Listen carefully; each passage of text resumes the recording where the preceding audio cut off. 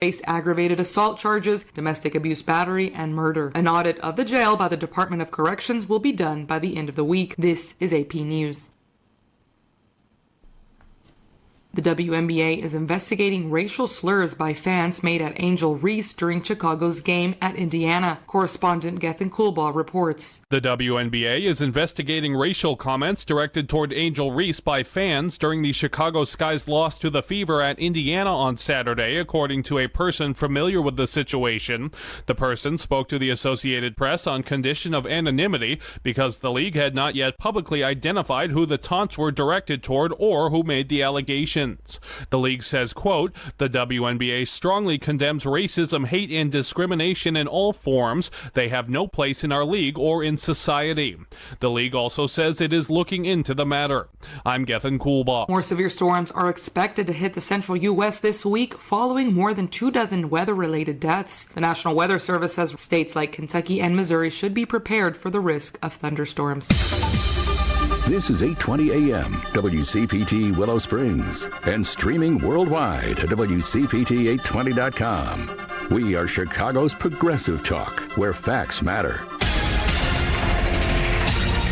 Now, your WCPT 820 weather update. From the Weatherology Weather Center, I'm meteorologist Jennifer Wojcicki. Mostly cloudy skies here for today with a high in the upper 50s. Winds out of the northeast around 10 to 15 miles per hour, gusting as high as 20. And then for tonight, a chance for showers and thunderstorms, cloudy, a low near 48. By Tuesday, a chance for showers and storms, cloudy, high 59 degrees. Wednesday, another chance for showers and thunderstorms, cloudy, high around 56. That's your latest Chicago weather update. Currently, it's 46. You've always wanted to drive a Porsche. What are you waiting for? Find your new Porsche at the Porsche Exchange in Highland Park.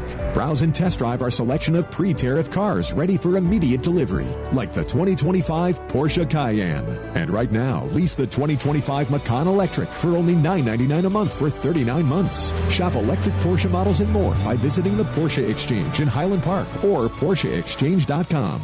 8,999 to signing. Excludes tax, title, license, and doc fee. No security deposit required. Expires 6/2/25. You still thinking job change in the new year? Yeah, I need something that's in high demand and more stable in this economy. IT? Yeah, cybersecurity, maybe even AI. That's what I did. Really? How? Went to My Computer Career. You don't need any prior experience, and you could start your new career in a matter of months. A lot of IT pros go to school there, too, to level up. Sweet. Are classes online or on campus? Both. Wow, I'll check it out. Thanks. Make this your year. Take the free career evaluation now at mycomputercareer.edu. Financial aid is available for qualified students. Alexa, play WCPT. WCPT from TuneIn. Welcome to Choose Views with Richard Chu. Get ready to dive into a world of insightful conversations and thought-provoking discussions. As progressives, our job is to have an all-inclusive, full-on assault with all of our players. A show that focuses on moving our political, social, economic, gender, and cultural conversation forward. And all of our players means all of our players. It's Choose Views. And now, here's your host, Richard Chu. Good Monday morning, progressives, and welcome to the May 19th, 2025 edition of Choose Views. Our Credo Mobile text and phone line is 773-763-9278. Give us a call there. Text us there as well. Facebook Live, TuneIn Radio, YouTube, and iHeartRadio. You can also email me at richard@WCPT820.com. Substack is also a spot where you can find me. Catch us at all of our shows by subscribing to our WCPT podcast on Apple Podcasts or Spotify. There you can get Choose Views, short version and long versions. Joan Esposito, live, local, and progressive. Driving It Home with Patty Vasquez. The Big Picture with Edwin Eisendrath. Out Chicago, and our other shows and interviews. And make your way over to heartlandsignal.com, which is our digital platform. And that's a great space and place to go to send out things to people in your life. Check this out, progressives.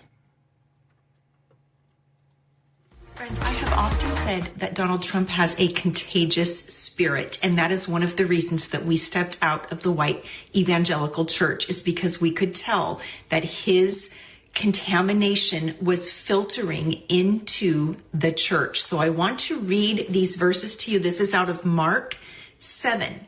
It says, it's what comes out of a person that pollutes: obscenities, lusts, thefts, murders, adulteries, greed, depravity, deceptive dealings, carousing, mean looks, slander, arrogance, foolishness. All these are vomit from the heart. There is the source of your pollution. So it absolutely became clear to us as time went on, 2016 and going forward, that those things were becoming more and more, I guess you would say, accepted in the church, if not actually mimicked, which a lot of these abuses and stuff were mimicked. If you were online at all during that time, I could not believe some of the bullying, some of even the obscenities that were coming out from people who were claiming to follow Christ. So this is a problem when you make an idol out of somebody that has this kind of wickedness, that has himself a contaminated heart, and then you make an idol out of him and you start basically worshiping him, then those attributes are going to they're going to infiltrate. That is the contamination that the Bible talks about, and that is what we noticed, and that is why we stepped out of the white evangelical church when it became overtaken by Trumpism. And that's what a lot of people need to hear.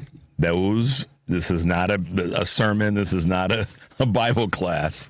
It is an example, sort of a breaking down of things that more people who have sort of bent themselves into a pretzel about the dude in the White House from a Christian national standpoint need to be aware of. I got some more that'll come to you later in the show.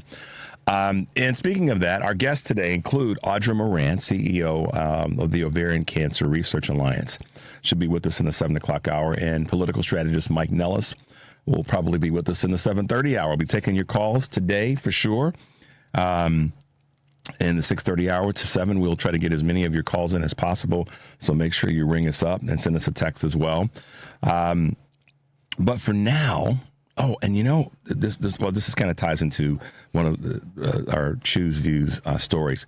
Weather today, if you're in the Chicagoland area, it's chillier than normal. It's probably 10 degrees lower than it should be right now. So just before you head out, if you're heading out, grab a windbreaker. Grab a jacket or something because it's a little chilly out, just to be safe. And probably true for those of us in the upper Midwest. But let's make our way over to Choose Views News on this Monday, May 19th, 2025. The deadly storms did ravage several states over the weekend. More than 24 people were killed and dozens more injured across Missouri, Kentucky, and Virginia after violent storms barreled through several states last Friday, unleashing powerful tornadoes. The death toll could keep rising. Unfortunately, officials warned over the weekend as they assessed the damage. The devastation was truly heartbreaking, according to the mayor of St. Louis in a news conference. It's been especially brutal tornado season in the Midwest and the Mid-Atlantic regions. Were just a few weeks earlier this year, similar storms that caused a deadly devastation. Bosses say they are done being nice. Now, this one I found a little bit curious. In today's economy, once friendly executives are putting more pressure on employees to work harder and complain less. The tone shift coincides with the changing power dynamic, according to the Wall Street Journal.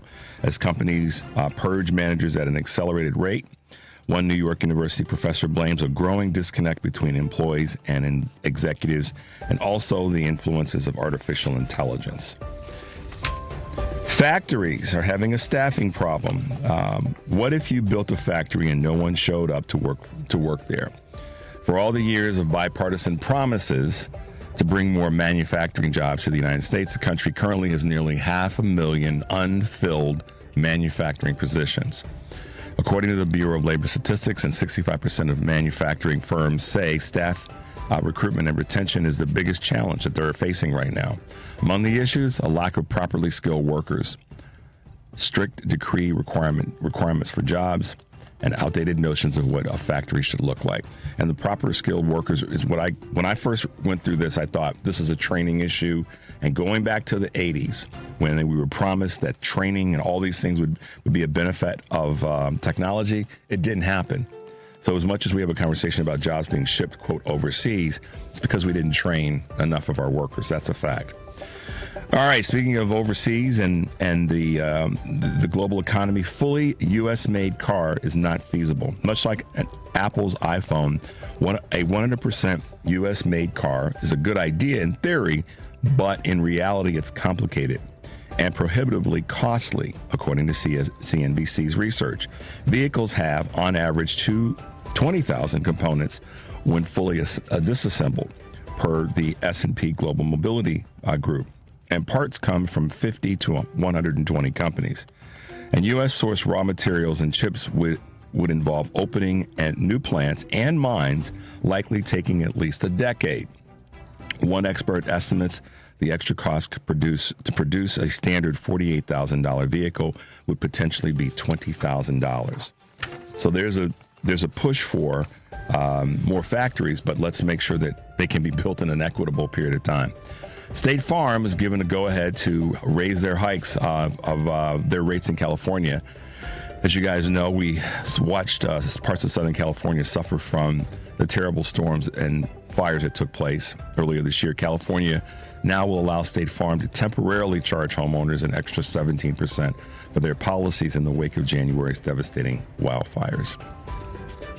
Uber is offering less expensive rides. Well, we'll see how this plays out. Uber is courting cost-conscious consumers with a shared fixed route rides and expanded membership passes that help users lock in lower fares.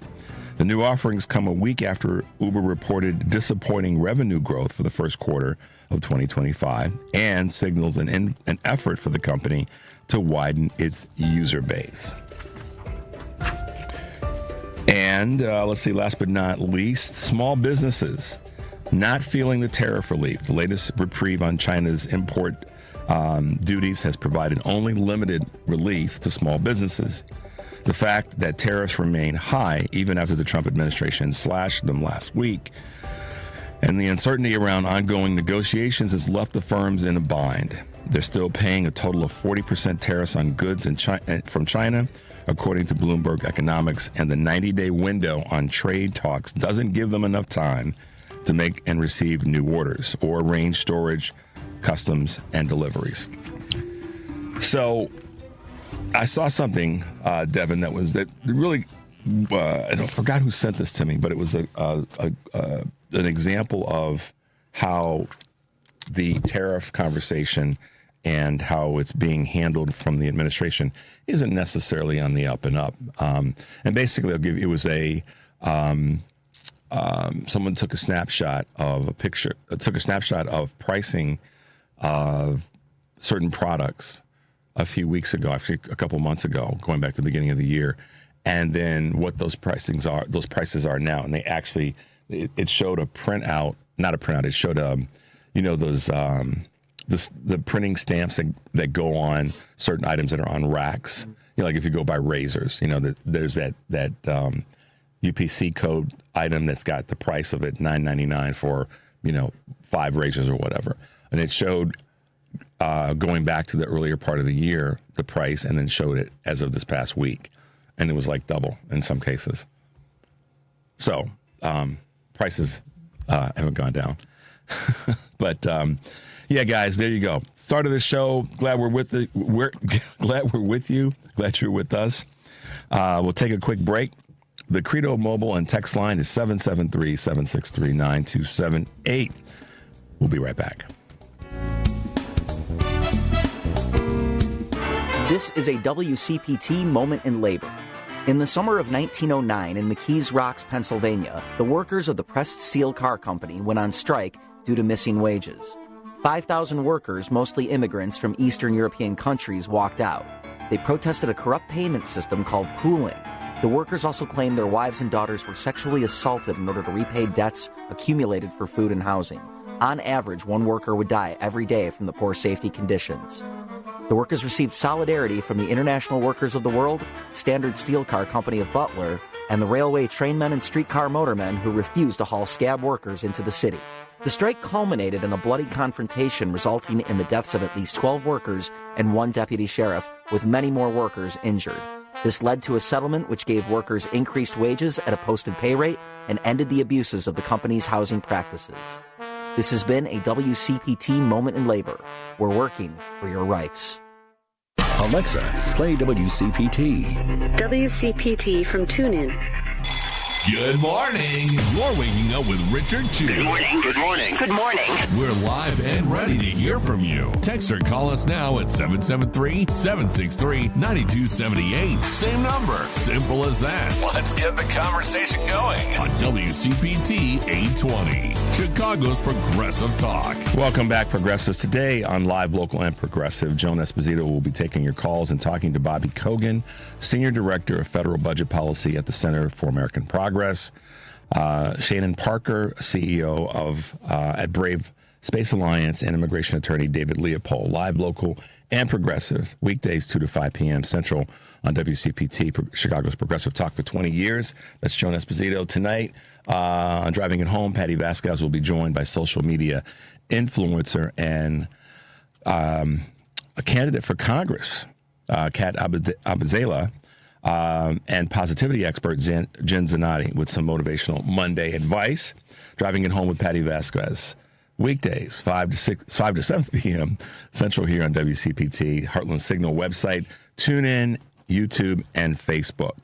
And tomorrow on the show, I'll be talking to Karen Freeman Wilson of the Chicago Urban League and Chicago Musical Pathways Initiative Director James Hall with Olivia Doolin, a Latina student musician, and Kristen Crowell, Executive Director of Fair Share America, will be talking about the Republican tax and budget cutting. That's the big conversation point right now.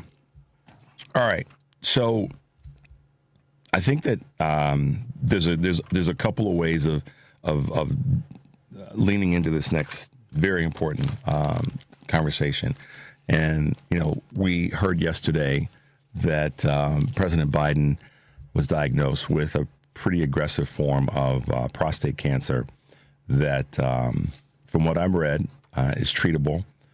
Not going to try to be a doctor and understand the medical treatments that will come his way. But this is my thought, and I thought about this a lot yesterday, and there's a couple things. One of them is, as progressives, what we cannot do is allow ourselves to do anything other than send good vibe, good energy, prayers, whatever is in your, is your thing, to President Biden, Mrs. Biden, and their family. If there's a family that's been through a lot of health and craziness in that man's lifetime, it's him. And I've seen a lot of things on social media and on the internet and things that I read and watched about his strength and so forth and so on, which he has, is because he's unfortunately seen a lot.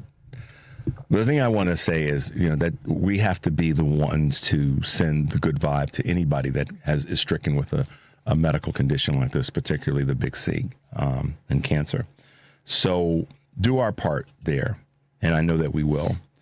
At the same time, don't get caught up in the distractions of what other people who might, because this is I thought about this a lot yesterday afternoon, believe me, and how I wanted to approach it today and as we go forward. There are going to be people that are going to say things about President Biden's diagnosis that are going to try to link it to his overall health and all the conversations around if he should have stepped out of the race earlier. All that's going to come down. It's already happened. And on the heels of this book by Jake Tapper, we know what the conversations are going to be. So here's what I would say is my advice.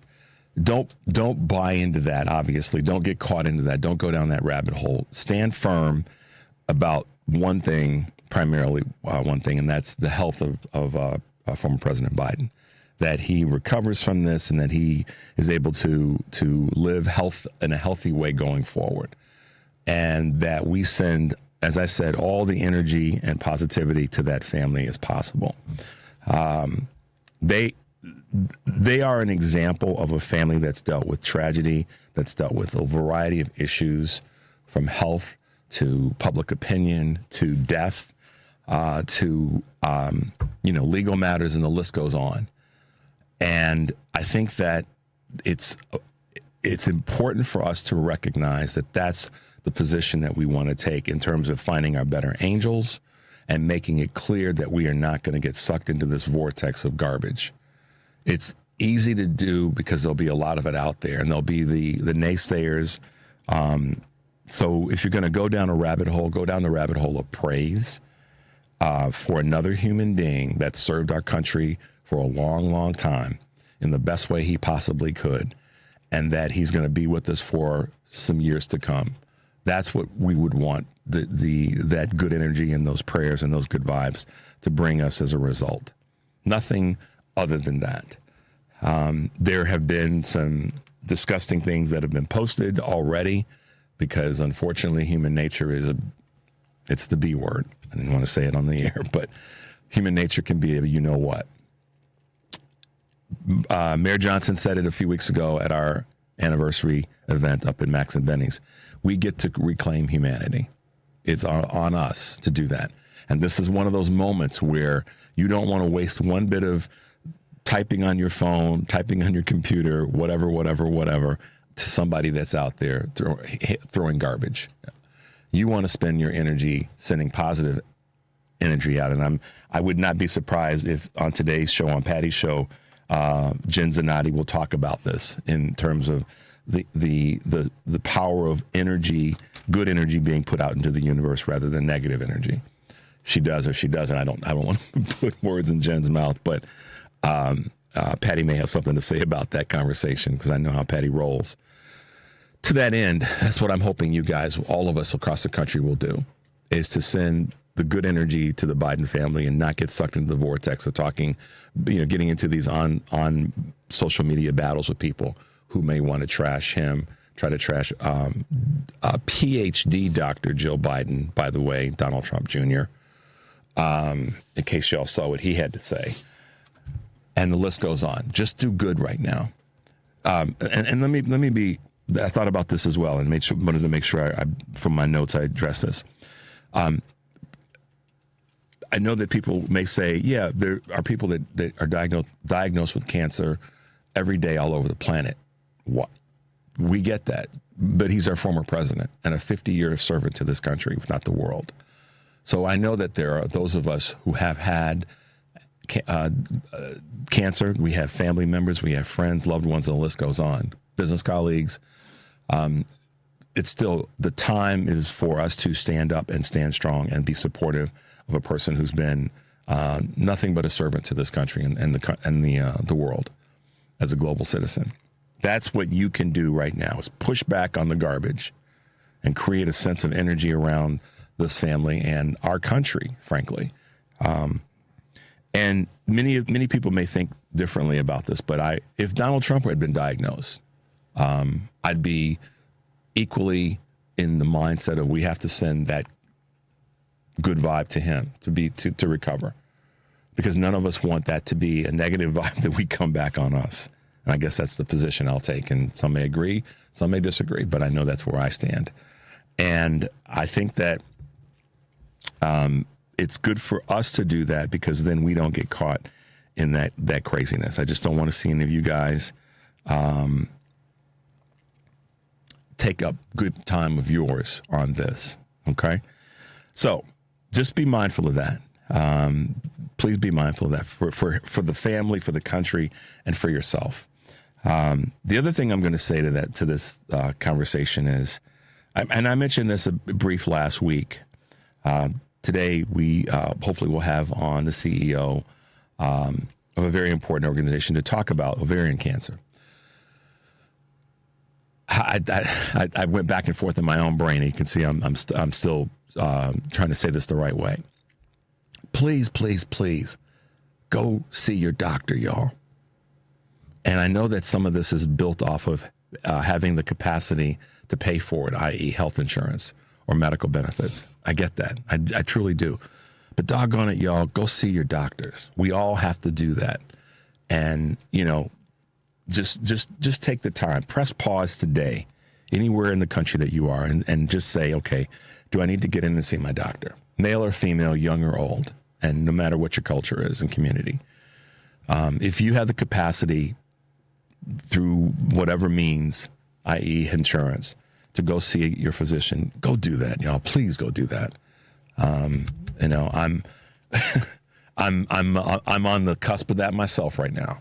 So I want you guys to take the time and pay yourself that favor, and make sure you get checked out and all the things that you are concerned that you don't know about. I know that's part of the challenge. Is that everything seems to be okay, Devin. I'm not going to go into the doctor and get any bad news. I mean, I know that's human nature.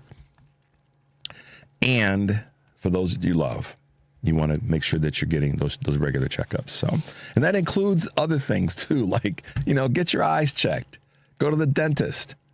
Those are it's, part of medical care as well. My dentist shared this with me a few years ago about the amount of medical ailments that come from not proper dental care. And it was common sense, but it was shocking in some ways that the data on that in terms of how oral care can lead to so many other things that people don't know about. Because let's be honest, the thing that we use most often, certainly most of us do, is our mouths. I saw Devin about to lose it on that one. But, let's just be honest, that intake valve that we have called our mouth is critically important to us. So, get to the dentist as well. And, get to the eye doctor. And if you've got some, tight joints and bones, maybe go see a chiropractor or go see an orthopedic. But just if there's a message that I want to give to you guys this morning in that space is just take a little bit of time for yourself as best you can. Tell your employer I'm taking a sick day and go get checked out. Because I think it's the other reason that I paused and how I wanted to say this is stress is a killer, y'all. Stress causes stuff to happen that you don't know is coming.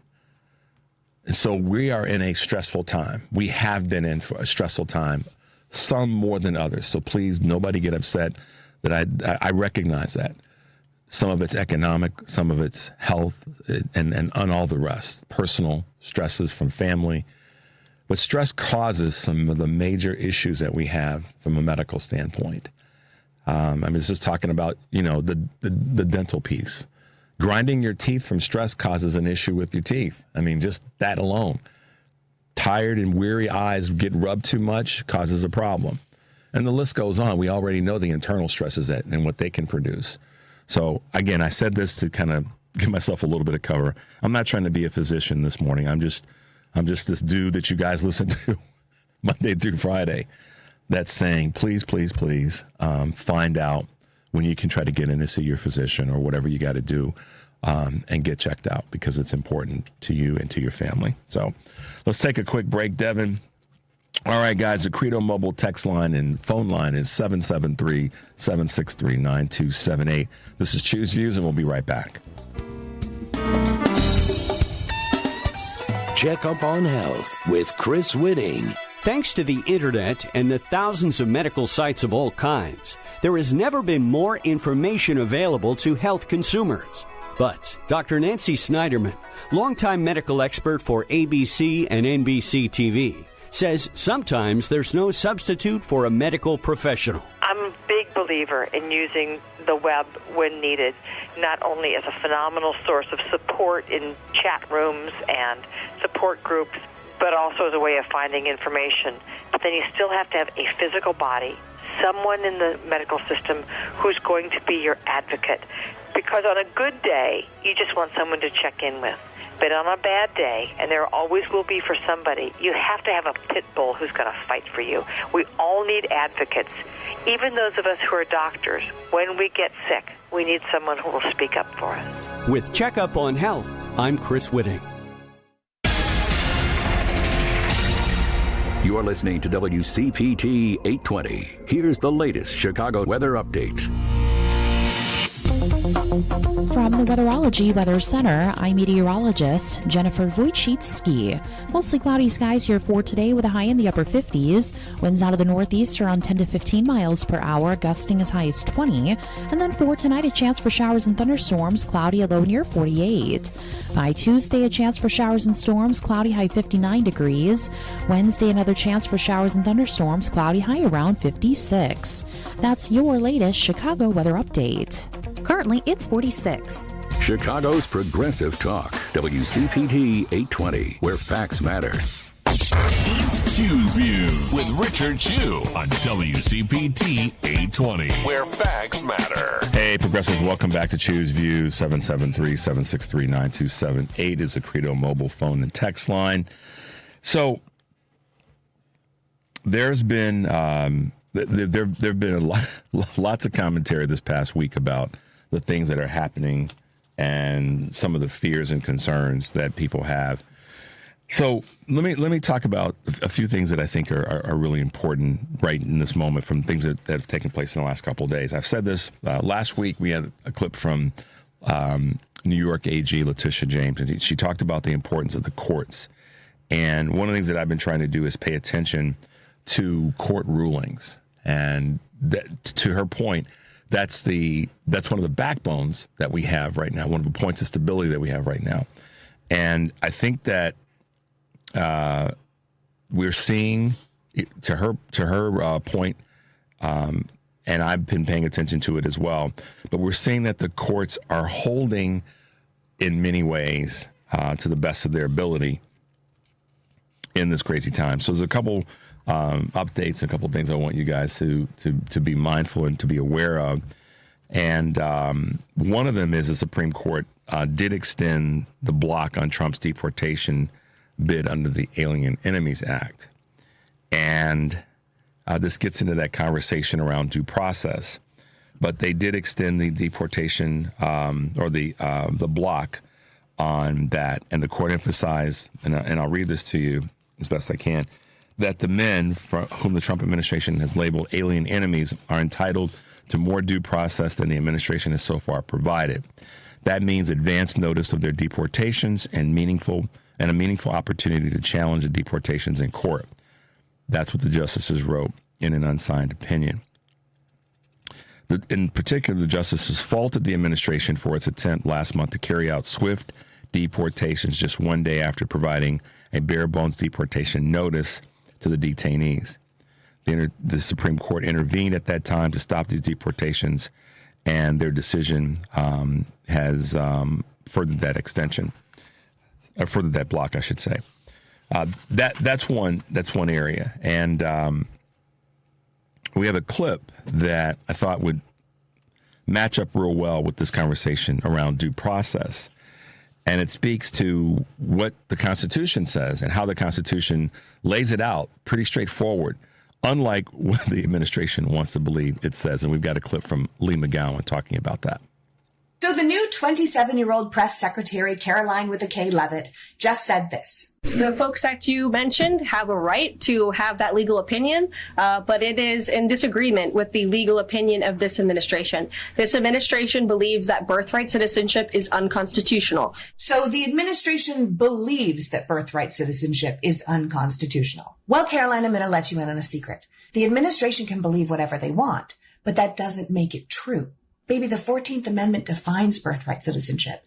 It says that anyone born in the United States is a citizen of the United States, and that is regardless of their parents' citizenship or their immigration status. It says if you were born in America, you are an American citizen and citizen of your state. The exact wording of the amendment, ratified on July 9th, 1868, is all persons born or naturalized in the United States and subject to the jurisdiction thereof are citizens of the United States and the state wherein they reside. No state shall make or enforce any laws which shall abridge the privileges or immunities of citizens of the United States. Nor shall any state deprive any person of life, liberty, or prosperity without due process of the law, nor deny any person within the jurisdiction the equal protections of the laws.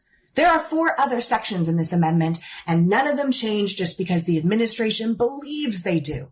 Birthright citizenship is literally in the Constitution, which makes it, wait for it, constitutional. Look, I'm not saying you guys aren't going to fight this with some outrageous arguments. I'm just saying that this isn't a particularly good one. It's actually a bit embarrassing. Bless your heart.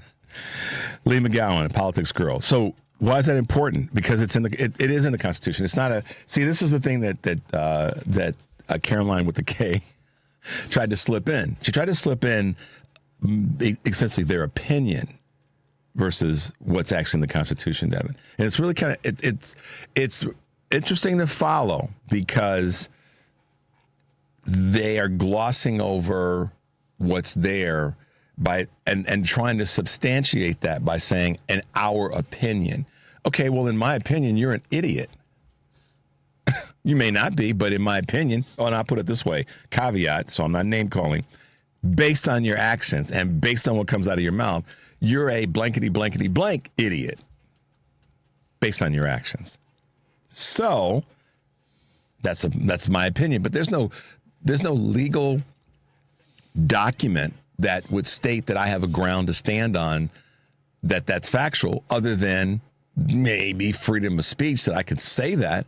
But that comes with a cost because I'm accusing, if I say your actions are, okay, but if I call you that gets into some murky waters. But my opinion doesn't have a doggone thing to do with what's actually in the Constitution. So neither does the White House's legal opinion. They can have an opinion about it. They can have a belief or a thought about it. But that for them to do anything about that, they have to act on it using the legal levers that are there, which would be to approach Congress with some crazy far out idea of trying to change the Constitution, but doing it legally. That in and of its, the Constitution is entitled to due process. And I mean that in the sense that if we're going to change the Constitution, there are steps, a process that we have to go through to change it. It's not based on Caroline with a K's Levitt's opinion or thought that their legal team at the White House has an opinion that they think the Constitution doesn't stand up in this particular scenario. So we have to be very, very vigilant about listening to what they try to just gloss through and gloss over. And this is a perfect example of that they want to use their opinion versus what's actually written. Now, many will say that, they don't give a darn, et cetera. We get that already. That's nothing new. But it doesn't change the fact that it's a responsibility of ours to lean into that and hold their feet to the fire when they make a statement like that we know is factually not right, not accurate, won't stand up in court. If they were to go to court to make the changes in the way in which they should, or go through Congress to try to make the changes, but that's not going to happen. So that's number one. The other thing that the courts have done, and again, I'm trying to, with the weekend, really pull together the things that are happening in the court systems and talk about that, early part of the weeks as we go forward. This one's kind of an interesting one. It's not so much what the courts have done, but it's what the Republicans have done, but not for good reason.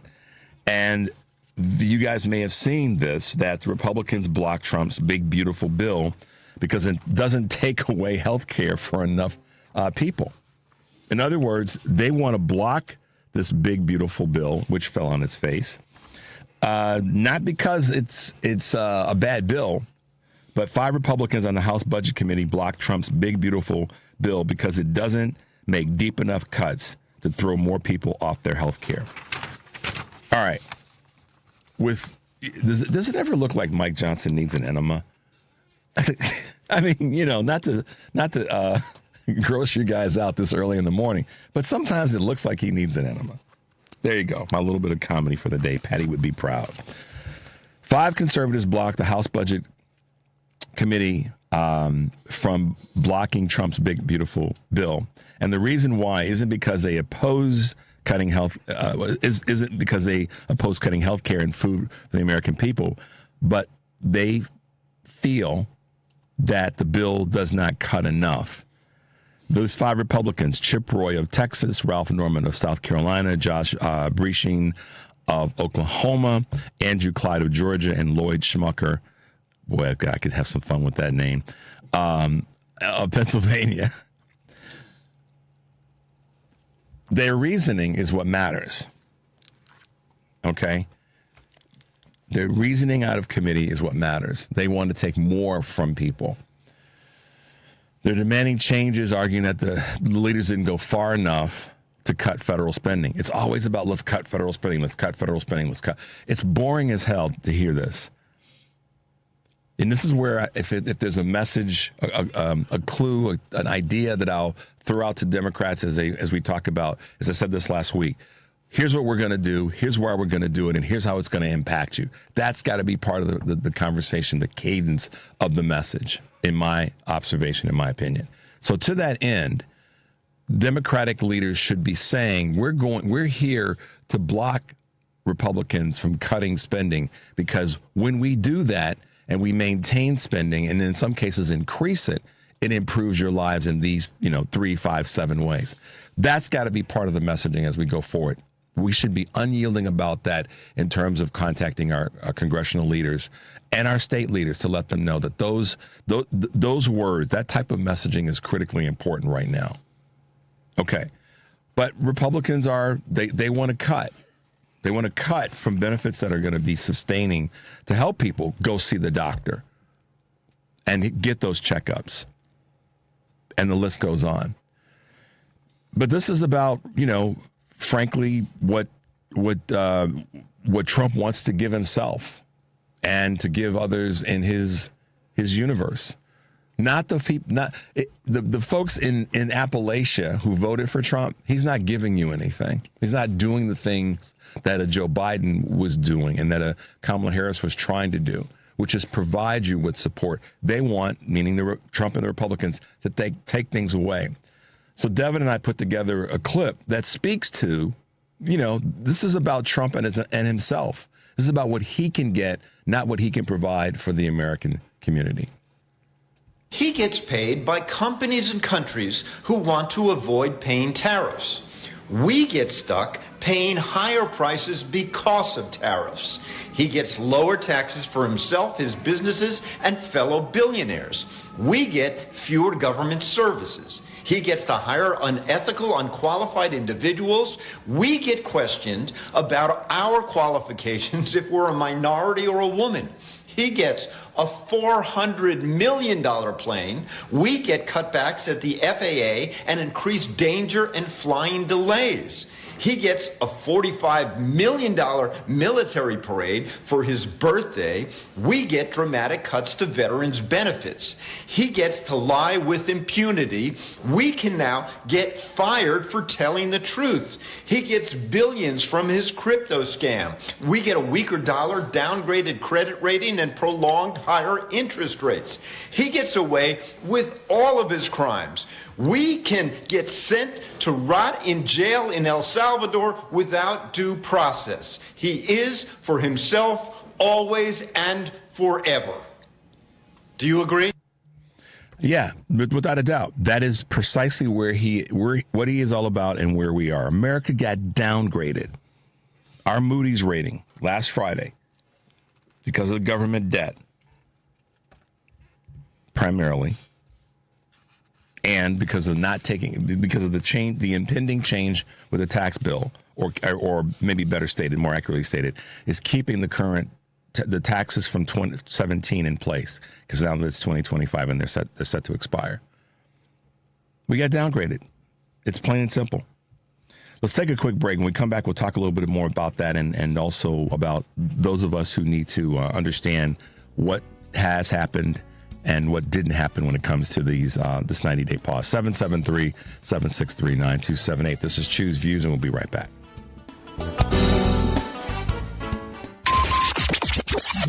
WCPT replay. We can't just be, thinking about where we're going to move to. We got to move into the mental state of fighting back, keeping our cool, keeping our calm, and hoping that Republicans grow a spine, because it's all on them. It's all on them right now. Mm-hmm. We had no say over these nominees to the cabinet posts, these loyalists that have been thrown into the positions without the necessary experience other than fealty to their bending the knee. Bending the knee. So, Yep. but I've been trying. I thought they were all upset about taking the knee. Yeah, weren't they? They were. They're really mad about taking the knee. Yeah, when Colin Kaepernick was they're taking, mad about the taking the knee, but they were now not taking too, the knee is they okay. were not too happy about that. Okay, cool. But I've been trying to, Scott, immerse myself in the positive because we can't be mired down by everything we're seeing around us. We have to keep a positive. Otherwise you will go kooky We'll pants. go kooky pants. Keep listening to WCPT 820 because facts matter. Because facts matter. You're listening to WCPT 820. It's Choose Views with Richard Chew on WCPT 820, Chicago's Progressive Talk. Hey, progressives. Welcome back to Choose Views. 773-763-9278 is our Credo mobile and text line. Make sure you go to credomobile.com, one of our great new partners. So let's grab a quick call. Looks like our friend Karen is from Chicago. Good morning, Karen. Welcome to the show. How are you? I'm doing okay. Oh, my God. There's this idiot driving behind me that has MAGA and then Donald Trump giving the middle finger, like as a decal on the back of his. Oh, my God. These people, I just can't. Don't tell me it's not a cult, Richard.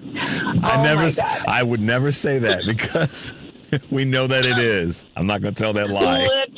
Literally, yeah. And so let me just really quick to say, this weekend we did the Hands Across Chicago. Yep. It was phenomenal. It was such a great idea, great event, and I hope they do more of these. And we also were out. Some of the step head walkers were out. With standing alongside the postal workers over at the Forest Park Postal Distribution Center. Right. But they need more numbers out there. They need our help. So I'm going to try and organize a Zoom with one of the leaders of their group to try and rally some of the troops from our camp. Let me know Let me know what I can do to help in that space. So keep me posted, and I can do whatever I can. Absolutely. Definitely will. But, I just wanted to bring up a point of order, Richard, with Caroline Triple K, her opinion. Okay. You're picking up what I'm putting down? Okay. So, anyway. Sorry. So anyway, point of order. Yes. The White House legal, quote unquote, opinion, they can have their legal opinion, but the Supreme Court has the final say. Mm-hmm. And so that is the big, I think that is the thing that needs to be said here. It's like they can have whatever opinion they want. Any case can be brought before the Supreme Court, and they're going to have different legal experts and attorneys arguing their legal opinion based off of their interpretation of the Constitution, but the buck stops with the Supreme Court. And the Supreme, great point, Karen. And listen, the Supreme, they are saying, one, we have an opinion, and we think our opinion is more important than the Constitution and the Supreme Court. Sorry, Caroline, with the Triple K Levitt. That was good. I got that on the first go. Okay, I listened. I do like that. But yeah, this is and this is why I keep going back and will continue to do this as much as I can each week, is talking about, the courts are there, and they are, to what Letitia James said, AG Letitia James said, they're holding because it's not about opinion; it's about what's written law, whether it be on a state level, on a district level, federal level, or on the Supreme Court level. And so that's why we have to be, when we talk about not getting distracted by all the Trump stuff. We have to be paying attention to what's happening with the courts, because the courts are actually an opportunity, a tool for us to say, okay, great, let's continue down this path. So that's why I keep saying, don't get distracted by the damn plane and the memes and all that. More important stuff is what's happening in the courts. Right. And also, let's not forget, whatever their opinion is, Donald Trump is on record saying that he wants to do away with the Constitution. Yep. So, don't act like, you're basing your opinion off of the Constitution, the one that Donald Trump and the Republicans have been wiping their rear ends with for the last several decades. And Karen, that's another great point. I go back to when Donald Trump was, quote, sworn in January at the inauguration. That whole thing about not putting his hand on the Bible. I think that ties into not wanting to follow what's in the Constitution and what's important. That we recognize that, along with define the Supreme Court. We know that we're saying what we know, which is that they are there to defy, not to comply and go along. We know that.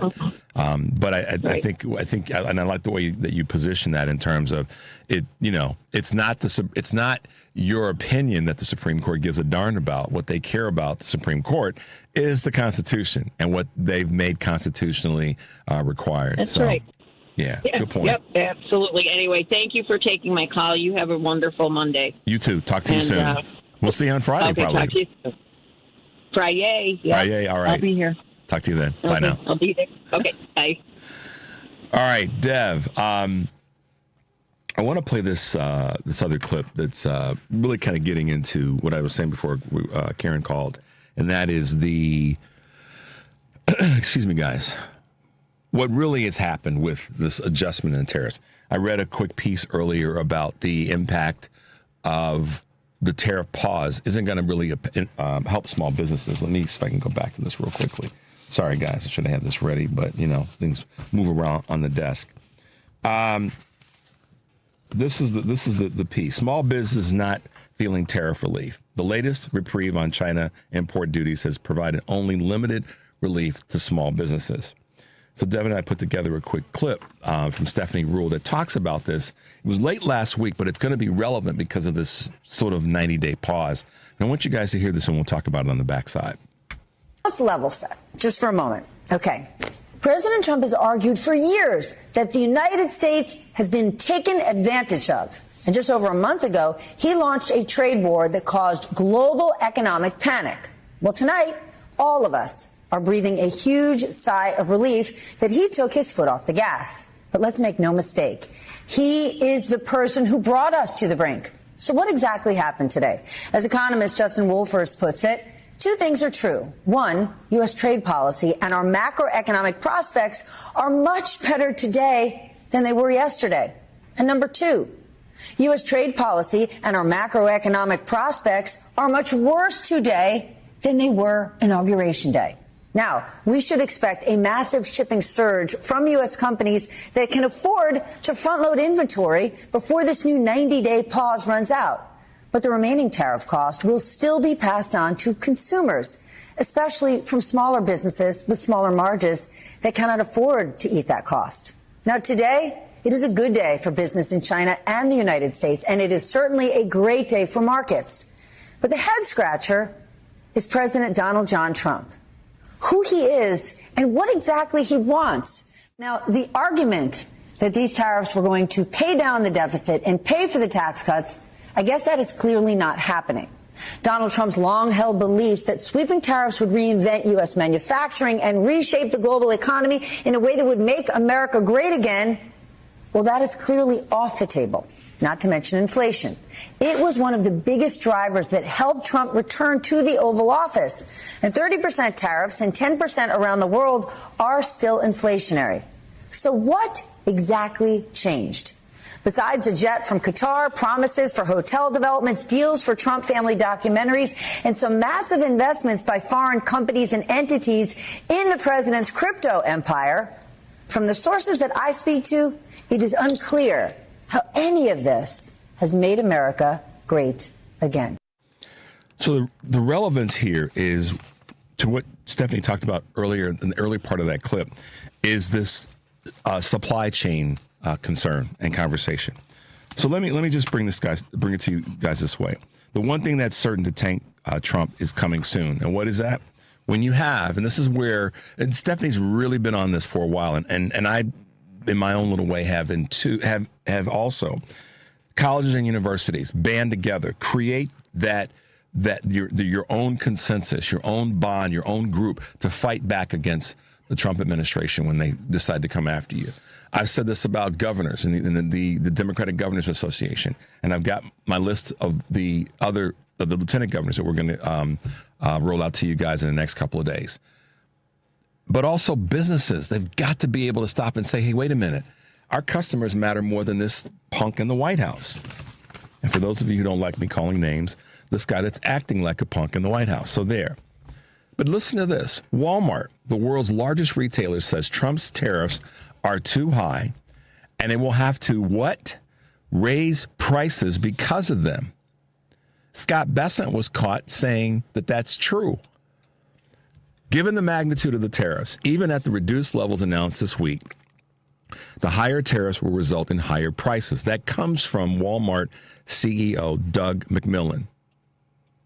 Walmart is the largest retailer in the United States. It has a huge buying power and supply chain options.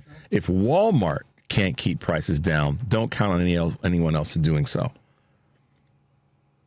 So there you go. This is what's critically important in this conversation is that, there's other companies like Mattel that makes toys said it would raise prices because of the Trump tariffs. Trump, appearing to regard Mattel as a nation, said they're the only country I've heard that's done such a thing, and they've threatened to levy 100% tariff on it. Why? Because they're telling the truth. They're telling the truth. And that truth-telling has to happen in this moment. And I've said this, and I'll say it again, and we're going to say it again and again. Colleges have to have that pact. Governors, lieutenant governors, AGs, and businesses.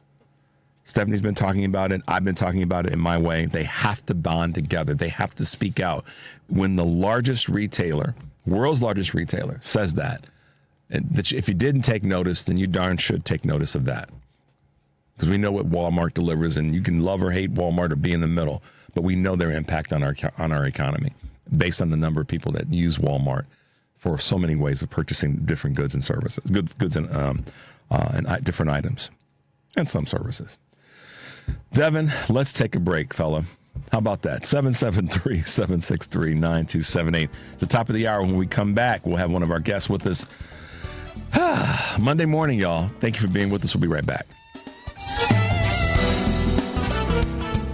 If you've turned 65 recently like me, it's important you find a Medicare Advantage plan that gives you the coverage you're looking for. But finding one can be difficult. The best thing I did, and I suggest you do the same, is call a licensed insurance agent and let them walk you through your Medicare Advantage plan options. There are so many benefits you have access to, so make the call now and let the representatives explain everything to you. Our licensed insurance agents can offer you a variety of Medicare Advantage plans. Plus, the call is free, the information is free, and there's no obligation to enroll. We're here to make it easy for you to select a Medicare Advantage plan that may work for your needs. Finding a Medicare Advantage plan can be easy if you do what I did. Make a quick call right now to learn more. Thank you. 800-365-6303. 800-365-6303. 800-365-6303. That's 800-365-6303. Give your liver the support it needs with Active Liver. Go to newnordicusa.com, Amazon, or ask for Active Liver at your local CVS. New you, new Nordic. AP News, I'm Marcela Sanchez. Israel's military on Monday issued an evacuation order for residents of Gaza's second largest city, Khan Yunis, and nearby towns, saying the entire area would be considered a dangerous combat zone. AP's Charles de Ledesma reports on Prime Minister Benjamin Netanyahu's decision to resume aid to the Strip. In a video statement posted on social media, Benjamin Netanyahu said Jerusalem's allies had voiced concern about images of hunger, and he says they told him that with that, we will not be able to support you. Israel will allow a limited amount of humanitarian aid into Gaza, even as its extensive new ground operations are underway. The announcement comes after a nearly 3-month blockade and warnings by global experts of famine in the battered enclave. In early March, Israel cut off all food, medicine and other supplies in the territory of over 2 million people. A UN official says around 20 aid trucks carrying mostly food are expected to go into the Gaza Strip on Monday. I'm Charles de Ledesma. Russian authorities on Monday outlawed Amnesty International as an undesirable organization, meaning the international human rights group must stop any work in Russia. It also subjects those who cooperate with it or support it to prosecution. The Prosecutor General's office accused the group of running Russophobic projects and activities aimed at Russia's political and economic isolation. President Trump is set to hold separate phone calls on Monday with Russian leader Vladimir Putin and Ukrainian President Volodymyr Zelensky. Trump expressed hopes for a productive day Monday and a ceasefire in a social media post over the weekend. His efforts will also include calls to NATO leaders. Pro-European Union candidate Nicu Jordan won Romania's presidential runoff on Sunday against George Simion, a hard-right nationalist who modeled his campaign after Trump. The election was held months after the previous election was cancelled and had plunged Romania into its worst political crisis in decades. This is AP News.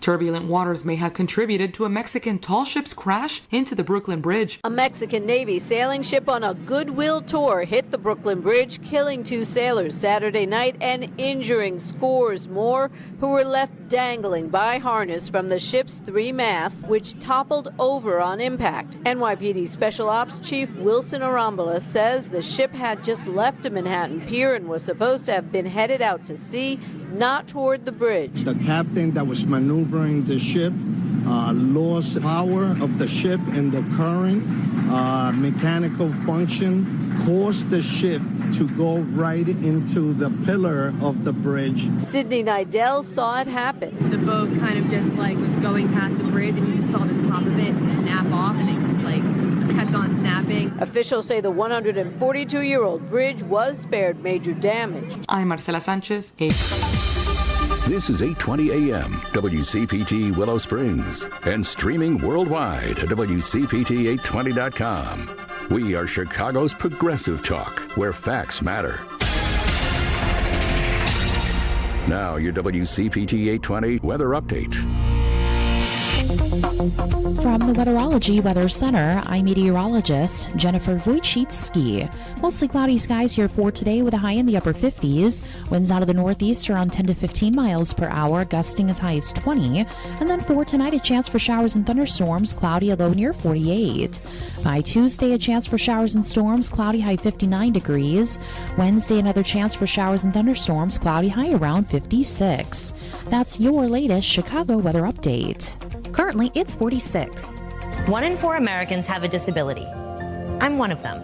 I'm also a working mom who cares deeply about making sure every child with a disability thrives by getting their access needs met. We've got a trusted ally by our side. Easter Seals provides children and families the foundation for lifelong success through early learning programs, skills training, and prep for college and career. That's my Easter Seals. Make it yours. Join us at easterseals.com. Hey Google, play WCPT. Streaming Chicago's progressive talk from TuneIn. Welcome to Choose Views with Richard Chew.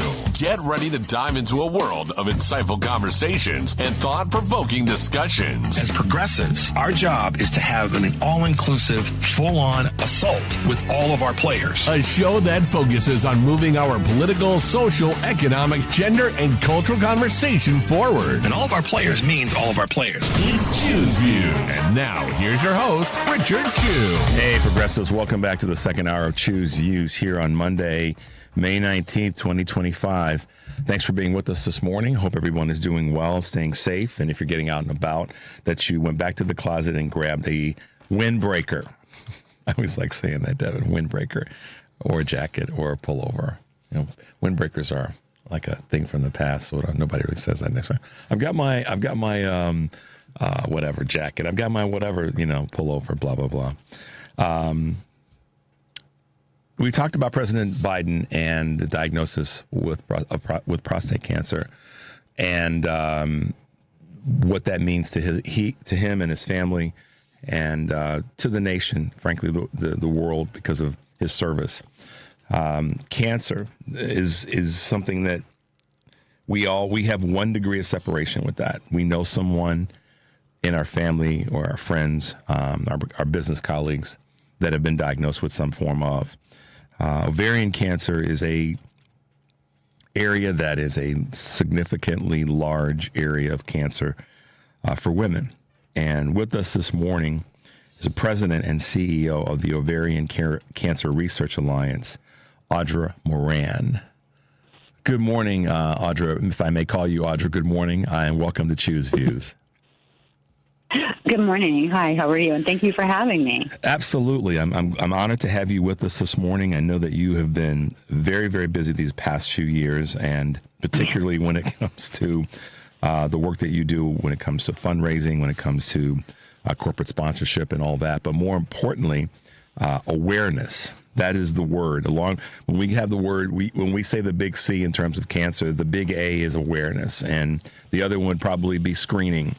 But if you could, and again, thank you so much for being with us, and I can already tell you we're going to ask you now to have you back, because this is a conversation that I think we need to continue to highlight in our current climate.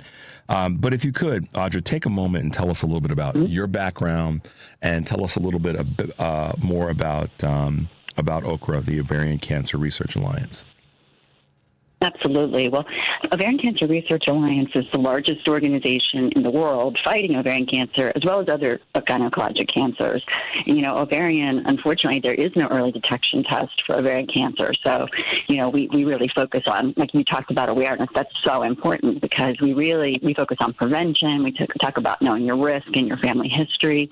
There are some genetic tests that you can do. So this is the kind of work we do, but we also fund science, and that's really how we're going to solve this problem, obviously. I mean, any cancer. And we're right now, you know, we've committed up to, over the years, $128 million to scientists around the world who are fighting ovarian cancer. And we've helped raise $3.8 billion in federal funds for that. And, you know, we just think it's so important. That's the only way this problem is going to go away. Ovarian cancer is the fifth leading cancer cause in women, and it's the deadliest of the gynecologic cancers. So we really need a change here. We really need to make something happen. So let me ask you this question. You said there's no early detection, and one of the things that I was talking about earlier with President Biden is screening, and I said to everybody, just go to the doctor. We know that yes. And I know you're a big advocate of this, and everything that I've read and followed on you is get to the doctor, y'all. Get out there, go see the physician. And we know that we all are prone to not getting the bad news, but we have. It's one of my listeners sent a text in that the test is less expensive than the actual condition. But why is there no early detection when it comes to ovarian cancer, or at least to the extent that we know it? It's really been a really tough nut to crack. You know, ovarian cancer is not one cancer. It's actually very heterogeneous. There's a lot of different types of ovarian, and what they found in recent years is it really actually starts in the fallopian tubes, or at least most of it. So it's very internal, very hard to detect, and symptoms don't usually start until it spreads. And obviously that's why the outcomes are worse, and that's why screening is just so difficult. There was actually a really large screening test where they were able to detect the cancer earlier, and they were able to do it at a stage shift, essentially, and it didn't impact mortality rates. And that's just really unacceptable. We need something that's probably going to detect it at least 5 years before symptoms even present.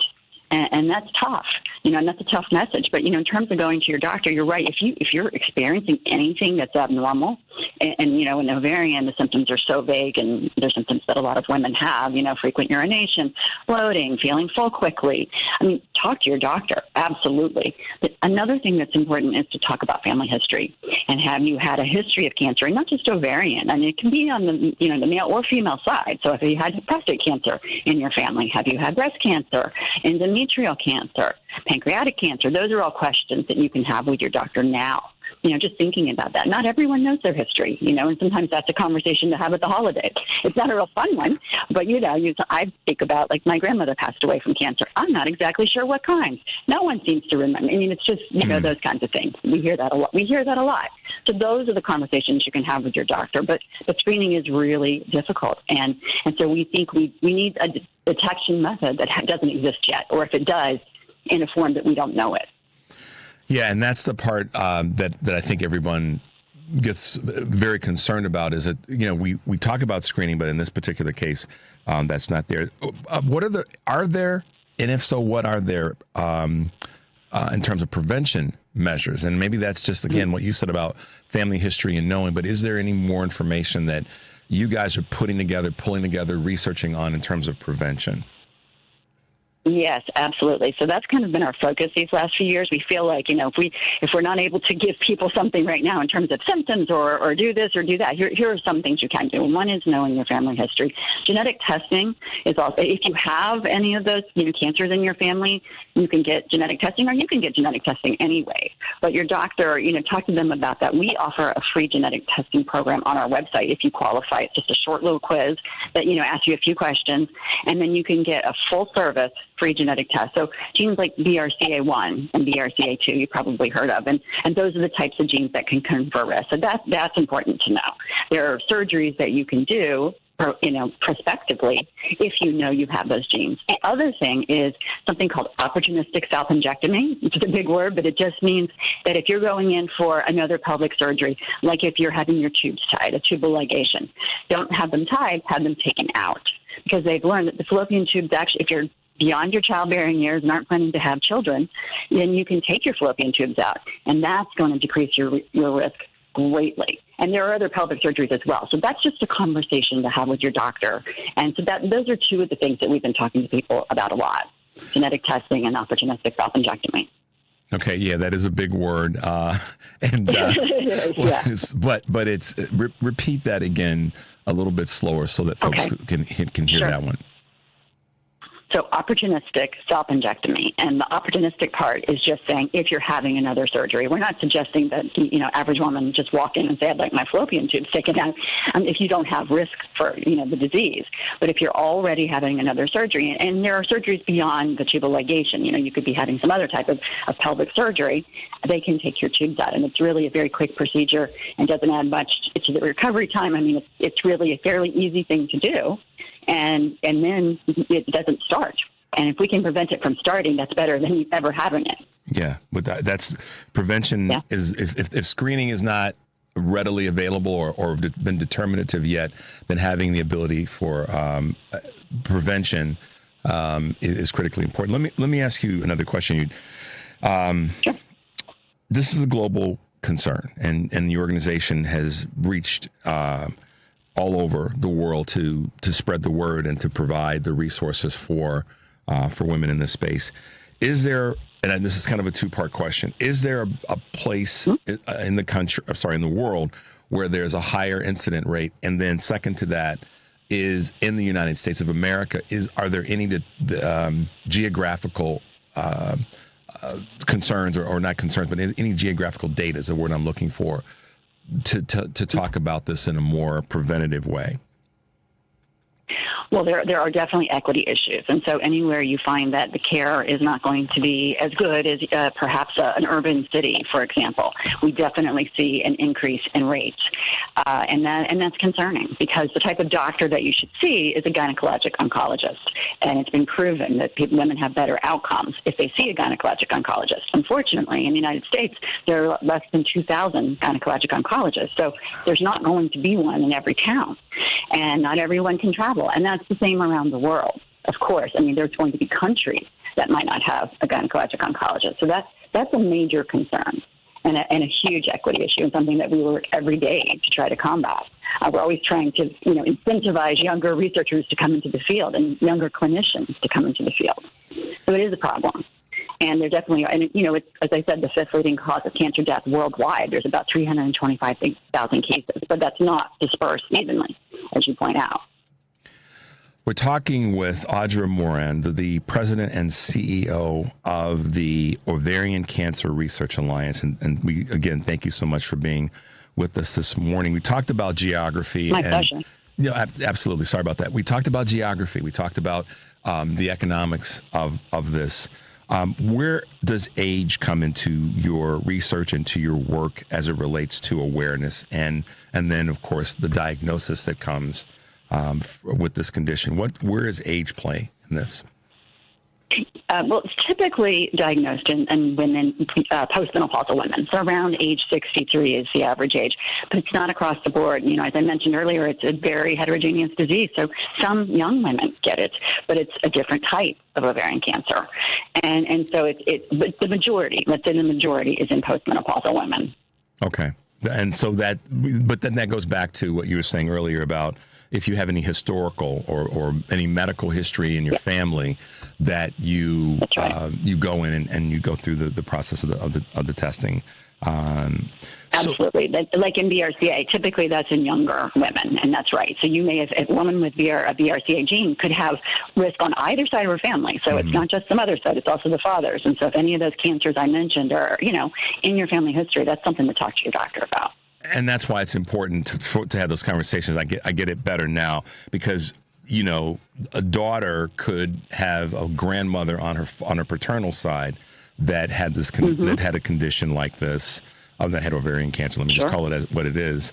And my grandfather with pancreatic cancer or prostate cancer, yes, absolutely. It's a kind of cluster that it could be in either side. So it doesn't just go straight line down mom's side. We want to make sure that we're talking about that, having that conversation for any of our lineage. Got it. Okay. I just wanted to be clear on that. So this is not a partisan issue politically or socially. And frankly, economically, this is one of those things that strikes any one of us at any given time. But we know right now that there's a partisan conversation around funding from the federal government when it comes to medical or health care. We just saw that the Republicans in Congress blocked this latest bill, not because it made cuts, but that the cuts weren't deep enough when it comes to Medicare and Medicaid. So my long-winded question is going somewhere, and that is you're probably reading between the lines. How are you, if you are being impacted by any of the potential federal legislation that could impact the work that you guys do? Well, we're fortunate to be, we're not fortunate to be, we're the only ovarian cancer organization with an office in Washington, D.C., and we do advocacy there. So I wish there were others, and there certainly are other groups that help and do other things, but we're on the ground every day, talking obviously to everyone about any potential cuts, because that's obviously going to impact, future research. And we feel very strongly that, we serve the whole country and the whole world really in terms of ovarian cancer, and we don't discriminate along party lines. So we just want the most money for funding that we can possibly get. So we're there every day, and we're advocating for that. We've joined several coalitions recently in terms of the funding cuts, and really trying to push for the fiscal year 2025 budget will be coming up soon. So we're really hopeful that we can restore some of the cuts. This is what we do, and we believe in it. We do a lot of action alerts where we ask our constituents to write to their congresspeople, their senators. And so we've done a lot of those recently. And, we've seen a huge increase this year in the applications that we receive. I mean, last year we received the most applications ever, which was about 200. And this year we've received 350. So we know that there's a need. And while we would love to be able to fill that need, we just can't. We give about, $8 to $9 million a year. So we're obviously advocating to definitely maintain anything, and we're always pushing to grow it. So we definitely want to maintain the federal funding that we already have. Yeah. So to that end, who have been, and I guess it's fair to ask this question without putting you on the spot. I don't mean to do that, but there are allies I'm sure that you have in Washington, particularly as it relates to Congress, the House of Representatives and senators. Are there advocates that are there? Are there allies that are there that are behind the work that you're doing in support of the work and the funding that's additional funding that's required to continue the work that you're doing?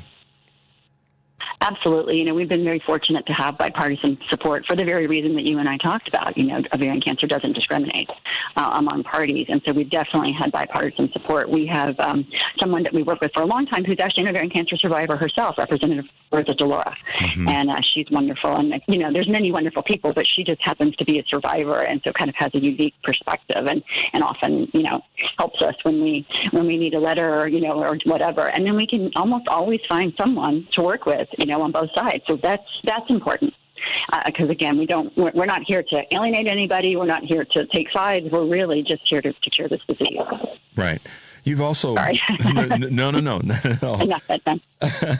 You've also been very integral in the patient registry, if I read that correctly. Tell us a little bit more about that, and is it a federal data network? Help us put a little bit more light on those two areas.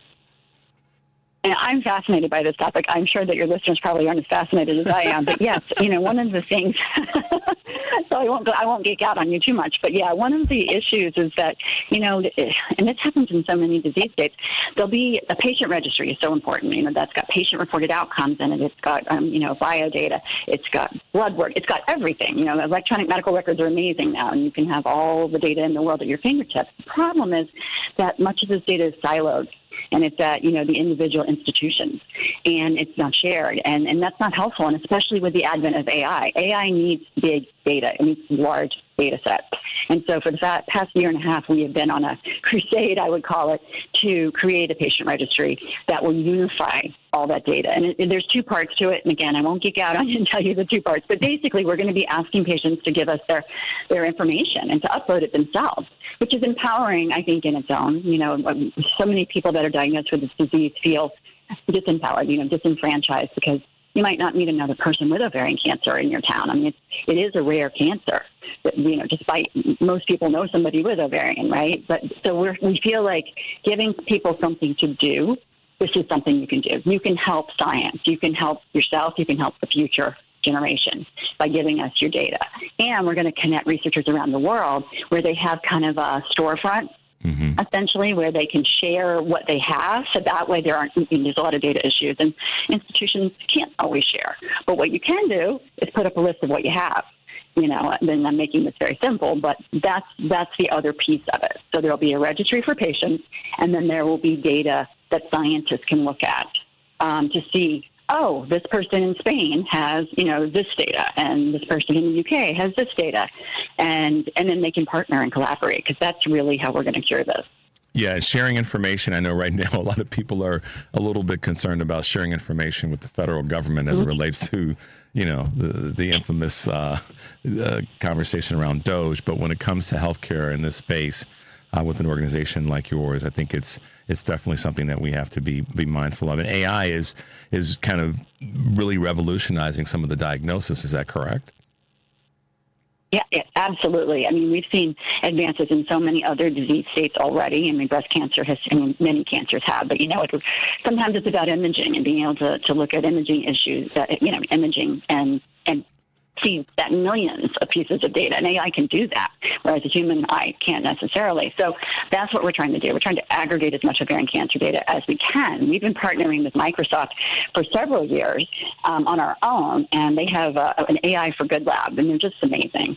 And what they do is we give the money to the researchers, and they offer what they call their compute power, which is, beyond my capability to explain to you, but it's, called Azure credits. And it's essentially what you need to conduct large AI, experiments. And so we've recently partnered with them on a very large international grant called an AI Accelerator Grant with 3 other sister organizations from around the world. And we just launched this about a week and a half ago on World Ovarian Cancer Day. So we're going to offer $1 million, and then Microsoft will do an in-kind donation of $1 million in compute dollars. And so we're really excited about this, because we're going to bring researchers from around the world together, try to give them, a good amount of money, and see what happens. Well, I can hear a level of excitement and enthusiasm in your voice about the work that you're doing and where we're headed with this, because it is something that touches us all. It's a nonpartisan issue. So last couple of questions. And I'll give them to you, and then you can. One of them is how people can find you, how people can potentially get involved, how they can potentially contribute whatever resources they may have to the overall effort is one. The other thing I'm curious about is, with that enthusiasm, what keeps you going, Audra? Okay, all good questions. So obviously people can find us by just going to our website at ocrahope.org and money is always appreciated. Donations. We are a private organization. We receive no federal funding. We raise all of our money that we give out, and so that's always a huge way to help. But obviously, if you're a survivor and you want to get involved, there's a lot of ways. We have a peer mentoring program so that you can mentor someone else, or you can have a mentor yourself.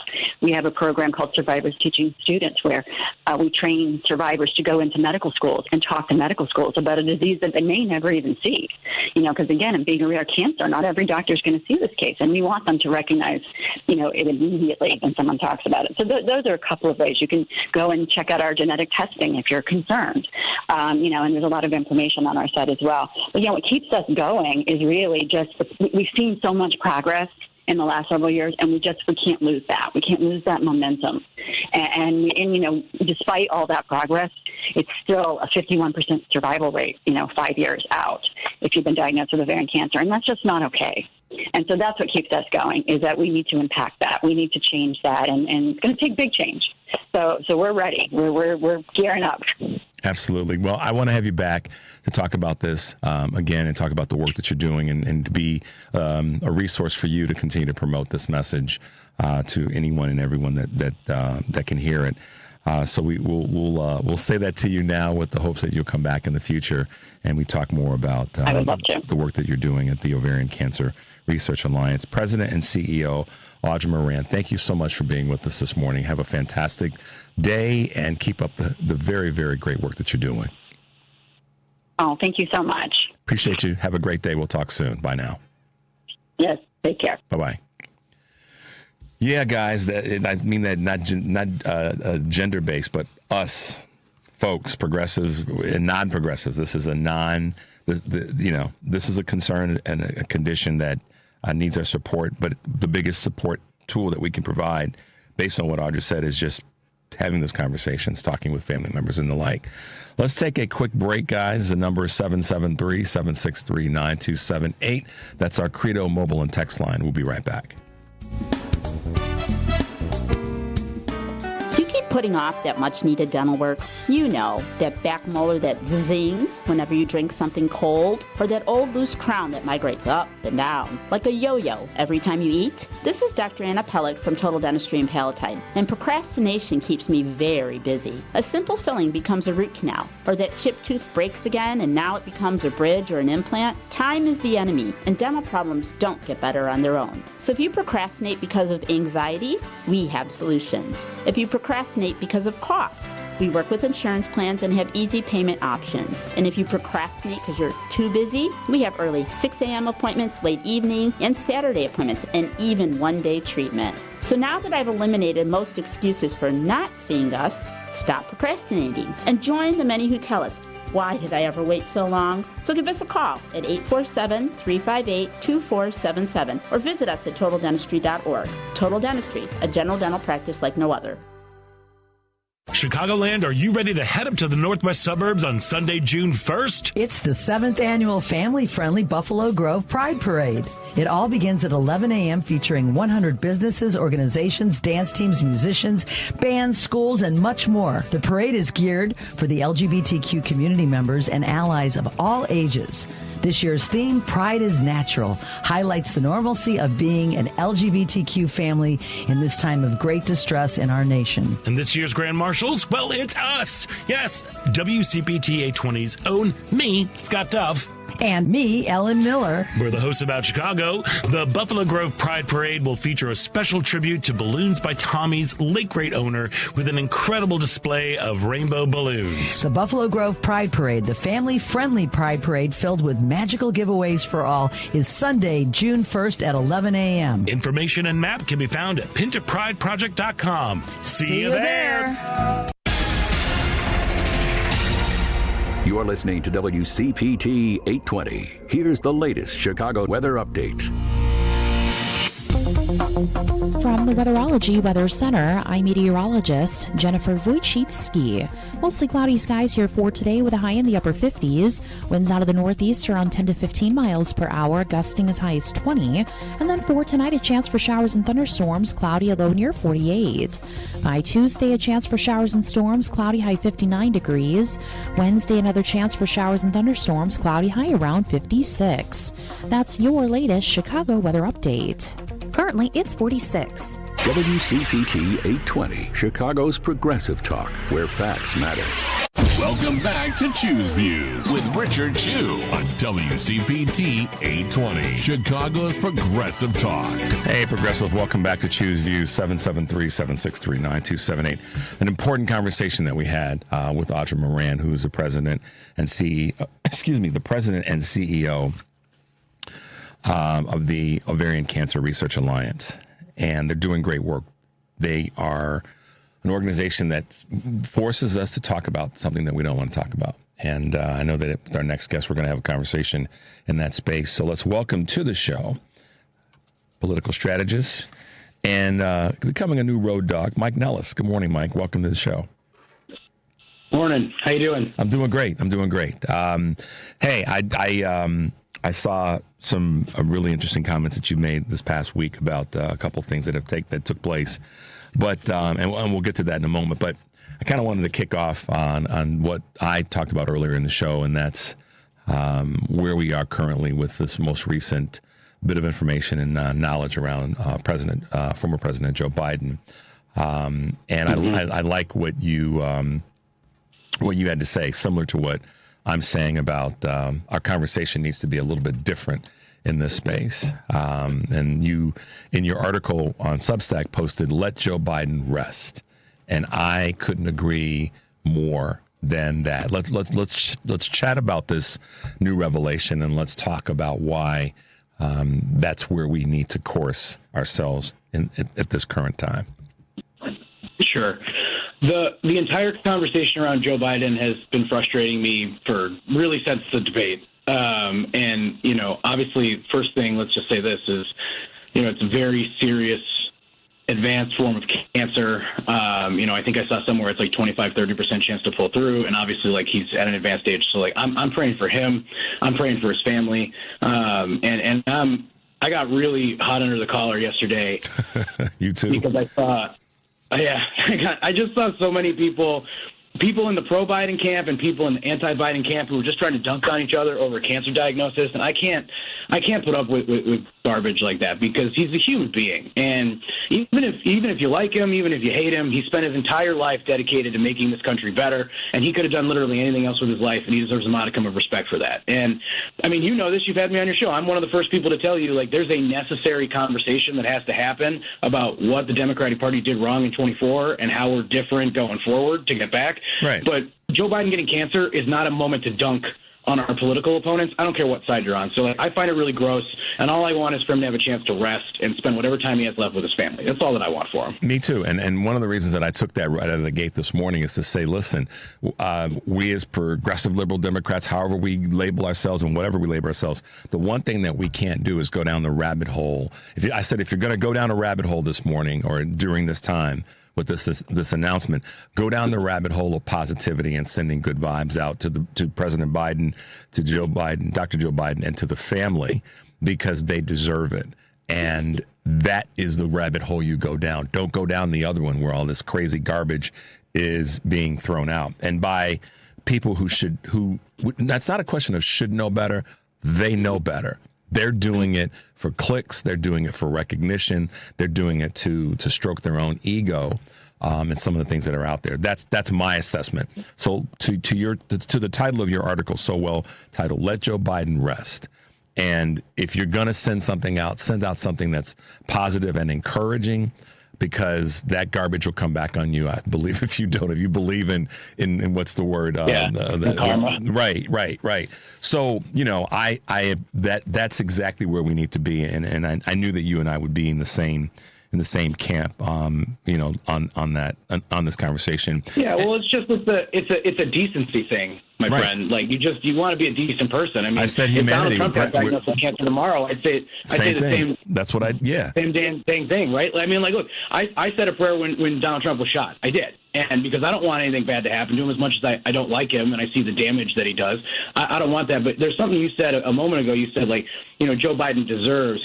But let's talk about what Joe Biden has earned.